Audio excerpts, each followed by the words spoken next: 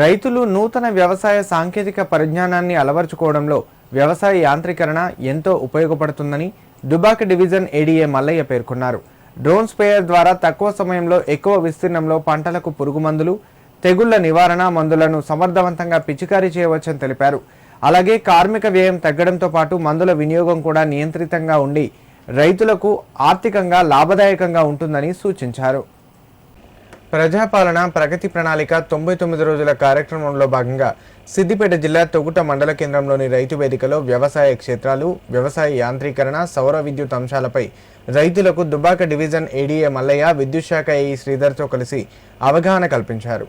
ఈ సందర్భంగా వారు మాట్లాడుతూ ప్రధానమంత్రి సూర్యాఘర్ ముఫ్తీ బిజ్లీ యోజన, పీఎం కుసుమ్ పథకాల గురించి రైతులకు వివరించారు.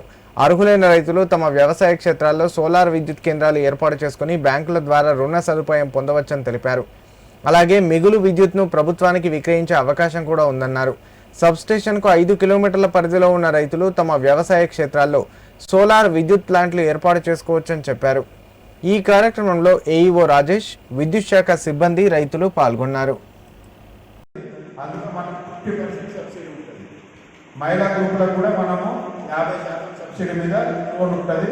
ఎవరైనా ఆసక్తి గల రైతులు చెప్తే మనం 50% మీద ప్రధానమంత్రి డ్రోన్ వాలా అనే ఒక స్కీమ్ ద్వారా అది ఇవ్వడం జరుగుతుంది అనమాట. అది లేడీస్కే ఉందన్నమాట. ప్రధానమంత్రి డ్రోన్ స్కీమ్ కింద మహిళా రైతులకు 50% సబ్సిడీ మీద ఇస్తున్నారు. అది కూడా ఎక్కడంటే మనకు కస్టమైజింగ్ సెంటర్, అంటే ఒక సెంటర్లో ఈ డ్రోన్ స్ప్రేయర్ పెడితే ఎవరికైతే కావాలో వాళ్ళు తీసుకుపోయి స్ప్రే చేసుకొని మళ్ళీ దాన్ని రుసుము చెల్లించి తీసుకొచ్చి మనం సెంటర్లో పెట్టాలి. అంటే ఇది ఒకరి దగ్గర ఉండేది కాదు, ఒక గ్రూప్ ఆఫ్ మెంబర్స్ దగ్గర ఒక స్టోర్ దగ్గర స్టోర్ చేసి ఆ స్టోర్లో ఇది మనం పెట్టుకొని ఎవరికైతే రైతుకు అవసరం ఉంటుందో ఆ రైతుకి ఎకరానికి కొట్టినందుకు 400 నుంచి 500 రూపాయలు ఛార్జ్ చేయడం జరుగుతుంది.